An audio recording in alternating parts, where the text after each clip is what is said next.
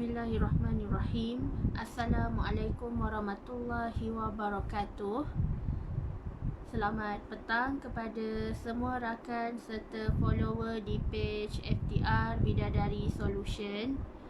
Okey, apa khabar anda semua petang ni?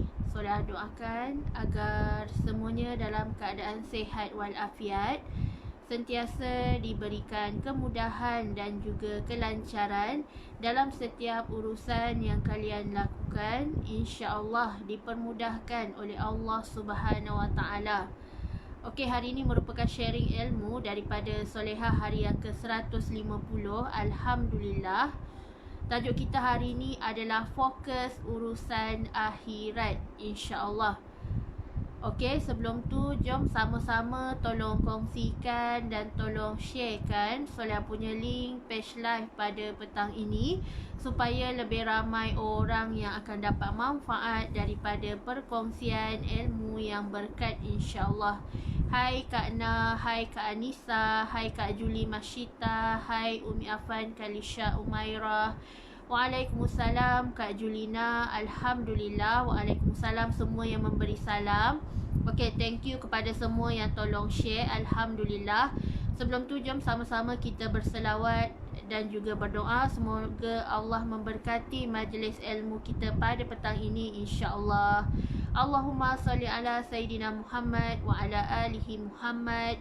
Allahumma salli ala Sayyidina Muhammad wa ala alihi Muhammad. Allahumma salli ala Sayyidina Muhammad wa ala alihi Muhammad. Bismillahirrahmanirrahim. Allahumma aftah alaina hikmataka wa ansyur alaina min khazaini rahmatika ya arhamar rahimin. Rabbi syrah li sadri wa yassir li amri wahlul 'uqdatan min lisani yafqahu qawli. Amin ya Allah ya mujib. Hai, waalaikumsalam Nur Syahidah Hamidi. Hai Kak Maryam, hai Kak Syawira. Okey, alhamdulillah, thank you yang bersama-sama dengan majlis ilmu pada petang ini. So, tajuk kita hari ini adalah fokus urusan akhirat. Hari ini kita mendengar perkabaran kan. Sebenarnya setiap hari kita dengar perkabaran, ada insan yang meninggal dunia. So, semua tu sebenarnya mengingatkan diri kita tentang kematian. Setiap hari kita memang tak boleh lari daripada soal kematian. Kabar berita yang kita dengar tu sebenarnya perlu menginsafkan diri kita dan kita perlu muhasabah diri kita lebih lagi. Sebab kematian tu memang adalah perkara yang mesti dan pasti. Kita tak boleh nak elak walau sesaat. Kalau Allah dah tentukan ajal kita sekian-sekian, dengan cara yang bagaimana, kita kena terima qada dan qadar Allah Subhanahu Wa Taala. So, tajuk kita petang ni adalah fokus urusan akhirat.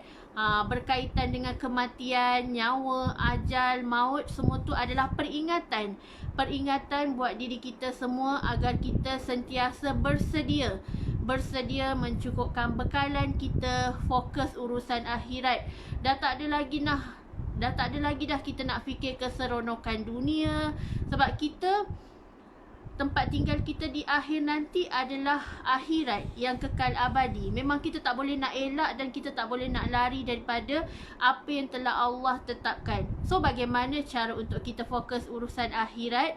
Yang pertama adalah banyakkan sedekah dan banyakkan keluarkan zakat supaya dapat orang kata bersihkan hati kita, dapat memberikan rezeki yang barakah dalam kehidupan kita, insya-Allah. So, banyakkan fokus soal akhirat je. Jangan kita fikir berapa banyak duit kita nak dapat hari ni, berapa banyak kita nak cari harta, nak buat rumah. Jangan fikirkan yang itu, tetapi fikir soal akhirat. Berapa banyak bekal dan juga amal yang aku nak bawa hari akhirat kelak? Bagaimana, adakah ibadah aku diterima oleh Allah Subhanahu Wa Taala? Dalam kita berfikir-fikir tu, kita cuba untuk perbaiki ibadah kita, amal kita setiap hari.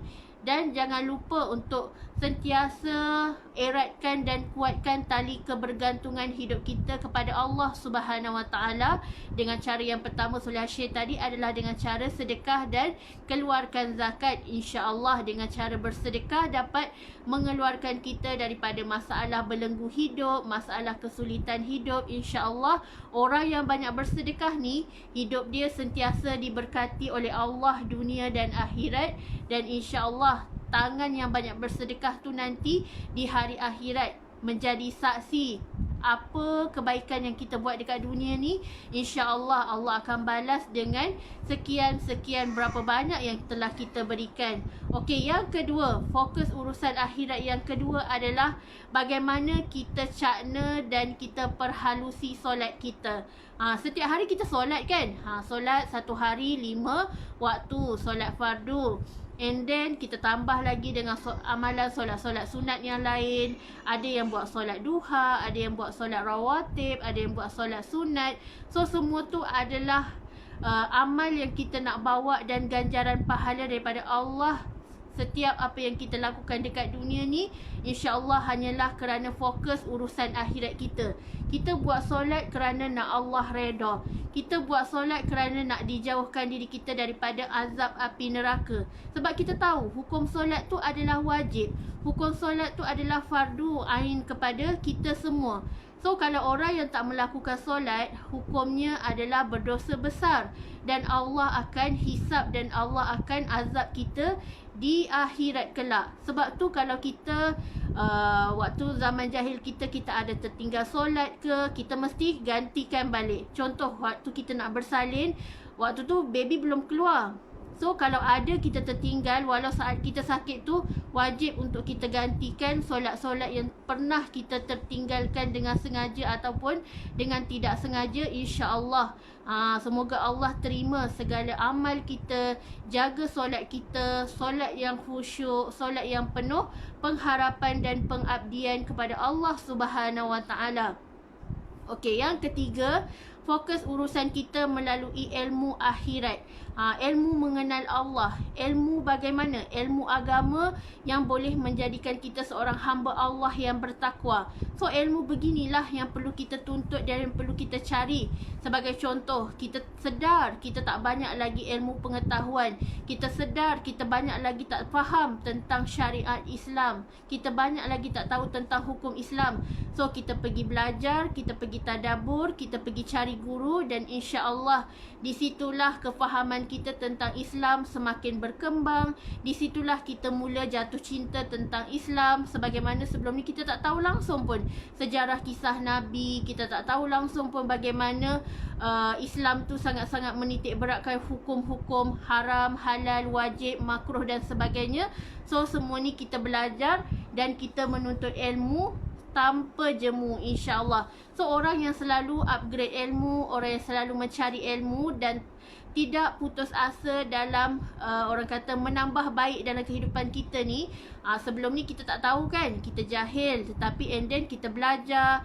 Sebagai contoh, kita tak tahu mengaji, tak tahu hukum tajwid, nak belajar taranum. So kita pergi cari guru, kita belajar, dan insya-Allah disitulah bila kita selalu tadabbur Al-Quran, kita selalu dekatkan diri kita dengan Allah, kita banyak tanam rasa cinta kepada ilmu akhirat. InsyaAllah disitulah kita rasa kemanisan iman.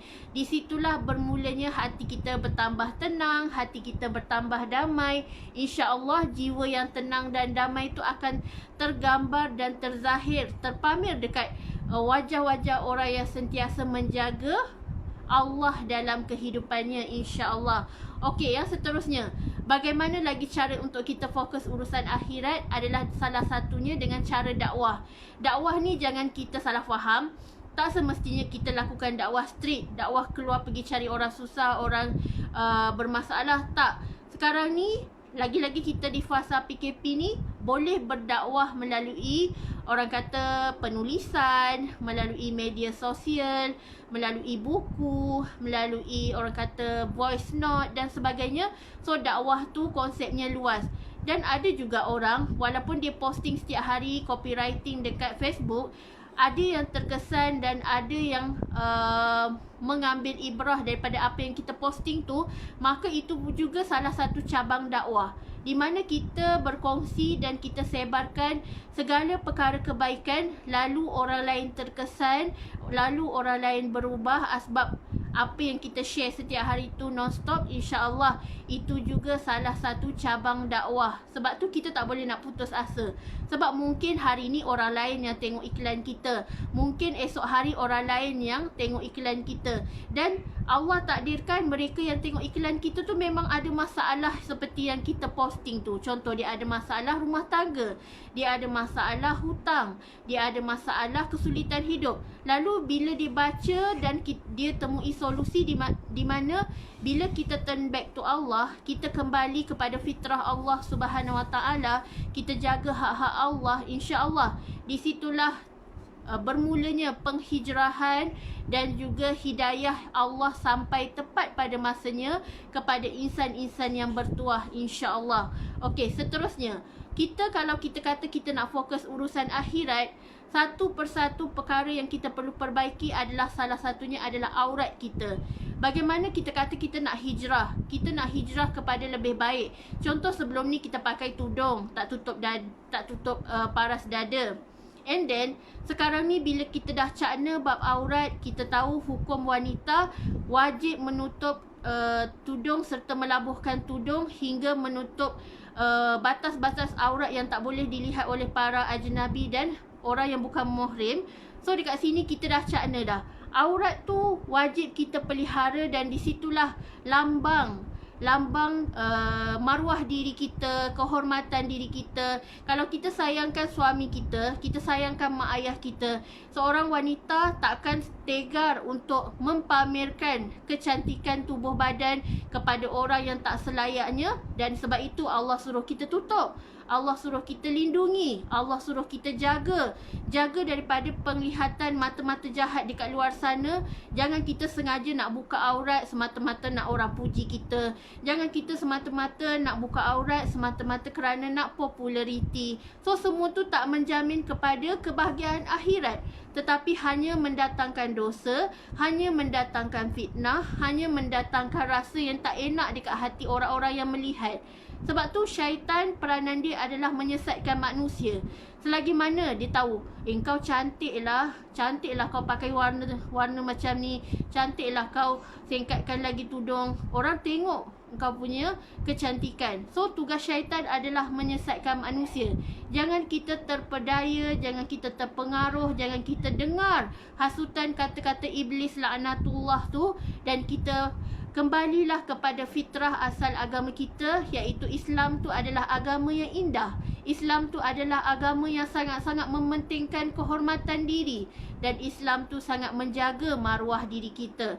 So fokus urusan akhirat kita dengan perbetulkan step by step. Mungkin sebelum ni kita tak pernah nak pakai hand sock, kita tak pernah nak tutup aurat, pakai stocking kaki. Tetapi bila kita dah belajar, kita dah tahu hukum, kita kawan dengan kawan-kawan yang soleh-solehah, maka di situlah kita mula pakai hand sock, tutup aurat, labuhkan tudung, tak ada berhias berlebih-lebihan, tak ada bertabarus yang boleh menarik perhatian orang. So dekat situlah kita sedar bahawa Islam tu sangat-sangat menitik beratkan hukum-hukum yang berkaitan dengan syariah hidup kita yang sebenar-benarnya.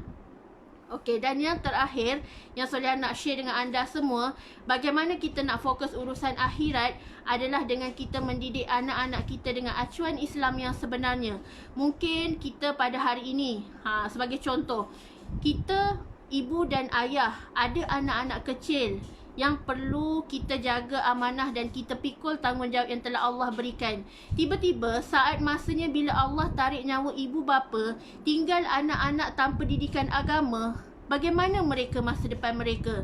Sebab tu kita waktu sekarang ni kita masih hidup, anak-anak kita yang perlu kita pantau, yang perlu kita didik, cukupkan mereka dengan bekalan Al-Quran, cukupkan mereka dengan pandai solat dah. So dekat situ tugas ibu bapa lah, tugas ibu bapa, peranan ibu bapa untuk mendidik anak-anak kita supaya mereka ada mereka faham Kenapa kena solat? Kenapa kena tutup aurat? Kenapa kena cakap lemah lembut dengan orang yang lebih tua? So dekat situlah, dari situlah akhlak dan adab yang kita dapat ajar dalam diri mereka, insya-Allah. Maka terhasillah generasi yang selalu meletakkan Islam nombor satu dan sentiasa takutkan Allah, dan sentiasa, orang kata, bukan takut ibu bapa, tapi tanamkan dalam diri anak-anak bahawa kita patut takut kepada Allah Subhanahu Wa Taala. Jangan takut kepada guru, tetapi hormatlah guru. Tetapi yang perlu kita takut hanyalah kepada Allah Subhanahu Wa Taala, kerana kita manusia tak boleh takut selain daripada Allah Subhanahu Wa Taala. So tanamkan dalam diri kita, tanamkan dalam diri anak-anak kita supaya cintakan Islam dan supaya sentiasa jaga hukum hakam yang telah ditetapkan di dalam Al-Quran, As-Sunnah. InsyaAllah kalau kita follow, hidup kita akan selamat sampai hari akhirat, insyaAllah. Okey, sekian sahaja perkongsian Solehah hari ini. Segala kesilapan dan tersalah bicara daripada Solehah adalah tak disengajakan. Kadang-kadang Solehah tak perasan, Solehah minta maaf awal-awal, dan segala yang baik itu adalah hanya daripada Allah Subhanahu Wa Taala, insya-Allah. Okey, Solehah doakan agar anda semua kaya, berjaya dunia akhirat, sentiasa dalam perlindungan Allah Subhanahu Wa Taala. Insya-Allah sama-sama kita kejar redha Allah, sama-sama kita jaga kita punya saham akhirat kita. Kita nak menuju, nak balik ke tempat tinggal abadi kita, insya-Allah dengan selamat dan mendapat keredaan daripada Allah Subhanahu Wa Taala, insya-Allah. Okey, wabillahi taufiq wa hidayah. Wassalamualaikum warahmatullahi wabarakatuh.